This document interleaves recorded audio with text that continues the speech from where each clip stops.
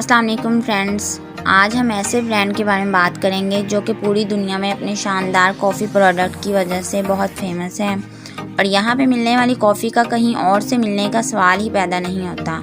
जी friends, मैं बात कर रही हूँ अमेरिकन कॉफ़ी कंपनी और कॉफ़ी हाउस चेन स्टारबक्स की, जिसके फेमस होने का अंदाज़ा आप इस बात से लगा सकते हैं कि आज दुनिया भर में इसके तकरीबन 27,000 कॉफ़ी हाउसेस हैं और ये सिर्फ 3 दोस्तों ने छोटे से कॉफ़ी को स्टॉल से शुरू किया था।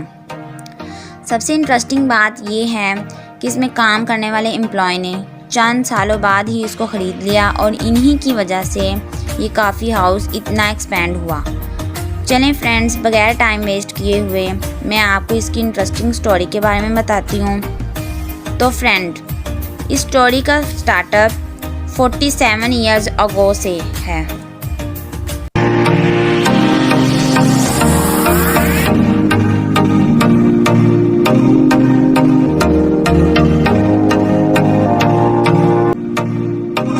स्टारबक्स का कंपनी से ब्रांड बनने तक का सफ़र 3 दोस्त वाशिंगटन की एक यूनिवर्सिटी में पढ़ते थे। इन 3 दोस्तों के नाम सबसे पहले Jerry Baldwin, Jeff Siegl, Gordon Bowker, ये इन तीनों दोस्तों के नाम थे। वो अक्सर अपने करीबी कैफ़े अल्फ्रेड पीट के कैफ़े से अपनी कॉफ़ी का ऑर्डर किया करते थे। इन तीनों ने पीट्स कॉफ़ी के ऑनर से मुतासिर होकर 1971 में स्टारबक्स का आगाज़ किया था। इन्होंने अपना बिजनेस छोटे से कैफेटेरिया से शुरू किया। सड़क के किनारे इन तीनों दोस्तों ने कॉफ़ी का स्टॉल लगाया और स्टारबक्स के नाम से कॉफ़ी बेचना शुरू कर दी। तीनों दोस्तों में 2 चीज़ें मुश्तरक थीं। वो सभी चाय और कॉफ़ी को बहुत पसंद किया करते थे। फिर जब शॉप का नाम रखने का टाइम आया तो बहुत से नाम सोचे गए, जिनमें कार्गो हाउस, बैकवर्ड वगैरह वगैरह। फिर आखिरकार इन्होंने हरमन मेलविले का एक क्लासिक नावल था जिसका नाम मॉबी डिक था। इसमें करैक्टर्स मॉबी डिक के करैक्टर्स में पहले साथी था एक स्टारबक्स के नाम पर इन्होंने अपनी शॉप का नाम स्टारबक्स रखा। ना सिर्फ इन 3 दोस्तों ने पीट्स कॉफ़ी से मुतासिर होकर अपना कैफेटेरिया खोला, बल्कि पीट्स कॉफ़ी वालों ने स्टारबक्स की हर तरह से मदद भी की थी। पीट्स स्टारबक्स को ग्रीन कॉफ़ी, बीन्स वगैरह फ्राहम करता था। फिर अपने मरकबात और जायके बनाने के लिए अल्फ्रेड पीट की भूनने वाली तकनीकों के साथ इन्होंने तजर्बा भी किया था। फिर जैसे ही इनका बिज़नेस बढ़ा, इन्होंने कॉफ़ी की खेती करना शुरू कर दी। इन्होंने अपने खेत उगाना शुरू कर दिया और वहाँ से कॉफ़ी के बीन्स वगैरह खेती बाड़ी करके तो वहाँ से इन्होंने फिर अपनी शॉप्स में लाना शुरू कर दिए थे। 1980 के दहाई के अव्वाइल तक स्टारबक्स ने वाशिंगटन के शहर सेटल में अपने 4 स्टोर्स खोल लिए थे, जो अपनी आला मयार की ताज़ा भुनी हुई कॉफ़ियों के साथ हरीफों से अलग थे। 1980 में 3 दोस्तों में से एक दोस्त, जिसका नाम जेफ साइगल था, इसने दूसरे मफादात को आगे बढ़ाने का फ़ैसला किया। इन तीनों दोस्तों में से एक और दोस्त, जिसका नाम जेरी बाल्डविन था, इसने कंपनी के सदर का किरदार संभाला। 1981 में हॉवर्ड शर्ट्स, एक स्वेडिश कंपनी हमर प्लास्ट के सेल्स के नुमाइंदे ने देखा कि कंपनी के ऑर्डर कितने बड़े हैं, जिसकी वजह से वो इसे विज़िट करने पर आमादा हो गया था। यहाँ पर मैं आपको हॉवर्ड के बारे में बता दूँ कि हॉवर्ड एक बहुत ही गरीब ख़ानदान में पैदा हुआ था और ये अपने ख़ानदान का पहला शख्स था जिसने वाशिंगटन से ग्रेजुएशन कंप्लीट की थी। इसने बचपन में जितनी मेहनत की थी, इस वक्त इसके काम में इसकी मेहनत का अंदाज़ा लगाया जा सकता था कि इसने कितनी मेहनत करके ये मुकाम हासिल किया था। तो फ्रेंड्स, मैं आपको यहाँ पर एक बात बता दूँ कि हॉवर्ड ही वो शख्स है जिससे स्टारबक्स इतना बड़ा ब्रांड बन गया था। कैसे, मैं आपको आगे बताती हूँ। हॉवर्ड शर्ट्स इस कदर मुतासिर हुआ कि इसने स्टारबक्स में अपना कैरियर बनाने का फ़ैसला किया और इन्हें 1982 में मार्केटिंग के सरबराह के तौर पर रखा गया था। हॉवर्ड शर्ट्स ने देखा कि पहली बार आने वाले ग्राहकों को बाज़ औक़ात स्टोर्स में अच्छी कॉफ़ियों के बारे में मालूमात की कमी की वजह से बेचैनी महसूस होती है। लिहाजा इसने स्टोर्स के मुलाजमीन के साथ कस्टमर्स के लिए फ्रेंडली तरीके से डिफरेंट स्किल्स को अपनाकर चीज़ों को सेल करने पर काम किया और ब्रोशर्स तैयार किए, जिससे कस्टमर्स को कंपनी की प्रोडक्ट्स के बारे में जानना आसान हो गया। स्टारबक्स के फ्यूचर के बारे में हॉवर्ड शर्ट्स का सबसे बड़ा ख्याल 1983 में आया, जब कंपनी ने इसे एक इंटरनेशनल हाउसवेयर्स के शो में शिरकत के लिए इटली के शहर माइलन भेजा। इटली में रहते हुए वो मुल्क के कैफ़े से बहुत मुतासिर हुआ और डिस्कवर किया कि अकेले माइलन में 1500 कॉफ़ी हाउसेस हैं। मुतासिर होकर इसने स्टारबक्स में भी कुछ ऐसा ही करने का सोचा। स्टोर की तेज़ी से तोसीक के लिए एक छोटे से रीजनल ऑपरेशन को नेशनल कॉफ़ी हाउस चेन में तब्दील करने का तस्वुर किया और फिर हॉवर्ड ने तीनों दोस्तों से स्टारबक्स को ख़रीद लिया। अब सिर्फ हॉवर्ड ही की वजह से इसके बहुत से ब्रांचेस दुनिया भर में खोले गए। स्टारबक्स बहुत जल्द ही दुनिया की सबसे बड़ी कॉफ़ी हाउस चेन बन गई। आज स्टारबक्स की ब्रांचेस दुनिया के 84 ममालिक में मौजूद हैं और इनकी तादाद 33,800 से भी ज़्यादा है। कंपनी को स्टार्ट भले ही 3 लोगों ने किया था, लेकिन असल शोहरत तो हॉवर्ड की वजह से ही कंपनी स्टारबक्स को मिली थी। अगर हम इस कंपनी के लोगों की हिस्ट्री के बारे में बात करें तो इस कंपनी के लोगोस 4 दफ़ा चेंज हुए थे। सबसे पहले जो लोगो बना था वो 1971 में बना था और 1987 तक चला था।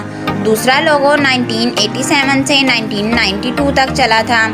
तीसरा लोगो 1992 से 2011 तक चला था और चौथा लोगो 2011 से स्टार्ट हुआ था और अब तक यही लोगो चल रहा है। अगर हम ये देखें कि स्टारबक्स में कौन कौन सी प्रोडक्ट्स बनाई जाती हैं तो नंबर 1 पे coffee, beverages, smoothies, T, sandwiches और बेक्ड आइटम्स वगैरह, ये सारी आइटम्स जो हैं वो स्टारबक्स की कंपनी में बनाई जाती हैं।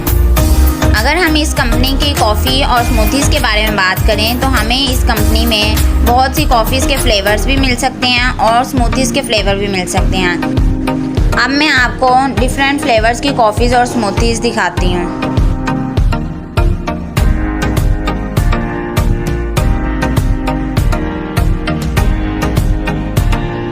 अगर हम स्टारबक्स की कंपनी के ऑब्जेक्टिव्स की बात करें तो हमारे पास कुछ ऑब्जेक्टिव्स सामने आए हैं। नंबर 1 पर ये कि स्टारबक्स टीम को काम करने का उम्दा माहौल फ्राहम किया जाता है जहां वो मिलजुल कर इत्तेफाक से काम करते हैं। दूसरे नंबर पर ये कि स्टारबक्स के मेयार पर कभी भी कंप्रोमाइज़ नहीं किया जाता। तीसरा ऑब्जेक्टिव इसका ये है कि स्टारबक्स हमेशा कस्टमर को मुतमईन करता है, इनकी राय को अहमियत दी जाती है। चौथा इसका ऑब्जेक्टिव ये है कि हम गोल सेट करते हैं और उसी के मुताबिक प्लानिंग करके काम करते हैं। पांचवा इसका ऑब्जेक्टिव हमें ये मिलता है कि लोगों को अपनी प्रोडक्ट के फ़वाइद बताते हैं स्टारबक्स के जो होते हैं एम्प्लॉयज़ वगैरह, और इन्हें परसेप्शन दी जाती है कि ये इनके लिए किस कदर इम्पोर्टेंट हैं। स्टारबक्स की कंपनी को डिफरेंट अवार्ड्स दिए गए हैं। सबसे पहला award most ethical company in Europe का मिला था। दूसरा अवार्ड मिला था best branded coffee shop chain in Europe. तीसरा अवार्ड मिला था स्टारबक्स की कंपनी को मोस्ट एडमायर्ड कंपनी का और चौथा अवार्ड स्टारबक्स की कंपनी को मिला था मोस्ट इनोवेटिव कंपनी का। अब नेक्स्ट हम बात करते हैं employees are working of Starbucks के। स्टारबक्स में एम्प्लॉयज़ जो हैं वो किस तरह से कितने काम कर रहे हैं।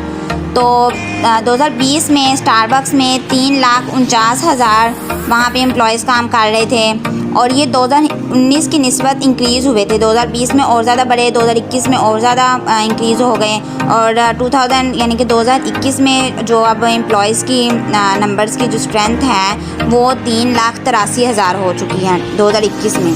2020 में 3,49,000 थी, वो 2019 में उससे ज़्यादा इंक्रीज़ हुए 2020 में, फिर 2020 में इंक्रीज़ होते हुए 2021 में 3,83,000 हो गए थे। अब अगर एम्प्लॉय सेटिस्फेक्शन की बात करें तो एक सर्वे के मुताबिक चंद चीज़ों को मेजर करने के नतीजे में ये बात सामने आई है कि स्टारबक्स में काम करने वालों की सेटिस्फेक्शन रेट 82% है, यानी कि एम्प्लॉयज़ यहाँ पे अच्छे तरीके से रिस्पॉन्स स्टारबक्स का पाकर तो एम्प्लॉयज़ की जो सेटिस्फेक्शन रेट है वो 82% है। अब अगर स्टारबक्स के एम्प्लॉयज़ के बेनिफिट्स की बात कर लें तो स्टारबक्स जो है वो अपने एम्प्लॉयज़ को डिफरेंट बेनिफिट्स देता है। सबसे पहले फाइनेंशियल बेनिफिट्स इसको मिलते हैं, हेल्थ बेनिफिट्स मिलते हैं। हेल्थ बेनिफिट्स में मेडिकल, डेंटल, विजन जो भी हेल्थ बेनिफिट्स होते हैं, सेहत के मुतालिक जो भी बेनिफिट्स फ़ायदे होते हैं। और फिर एम्प्लॉयज़ को बेनिफिट्स मिलते हैं इंश्योरेंस के बेनिफिट, एम्प्लॉय प्रोग्राम्स के डिफरेंट प्रोग्राम्स होते हैं एम्प्लॉयज़ के इन्होंने बनाए होते हैं, वो बेनिफिट्स इनको मिलते हैं। फिर असेस डॉक्यूमेंट्स के भी इनको बेनिफिट्स दिए जाते हैं। स्टारबक्स के एम्प्लॉयज़ को डिफरेंट पैकेजेस भी दिए जाते हैं, जैसे सेविंग और इन्वेस्टमेंट्स ये लोग कर सकते हैं 401,000 तक प्लान्स कर सकते हैं। रिटायरमेंट के प्लान्स, फ्लेक्सिबल स्पेंडिंग अकाउंट्स वगैरह, ये सब चीज़ें इनके एम्प्लॉयज़ के बेनिफिट्स में आती हैं। Starbucks marketing budget plan. सितंबर 2021 में ख़त्म होने वाले अपने माली साल में स्टारबक्स ने एडवर्टाइजिंग पर $305.1 मिलियन खर्च किए हैं। यह दादोशुमार पिछले साल के मुकाबले में ग्लोबल एडवर्टाइजिंग इन्वेस्टमेंट में इजाफे की नुमाइंदगी करता है। 2020 में काफ़ी चेन ने अपनी प्रोडक्ट्स और सर्विसेज को प्रमोट करने पर $258 मिलियन खर्च किए।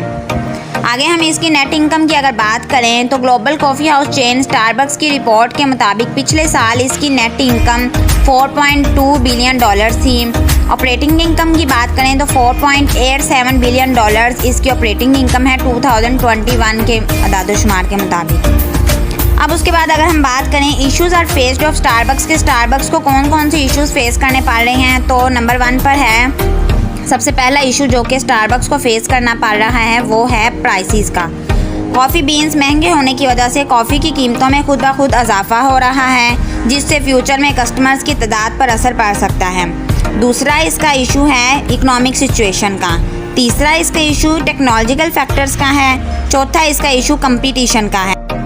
पाँचवा इसका इशू मुख्तलिफ ग्लोबल इश्यूज़ हैं जैसा कि government bureaucracy, political stability, differ, country culture differ etcetera. कुछ इसके इश्यूज़ थे जो कि स्टारबक्स की कंपनी को फेस करने पड़ रहे हैं।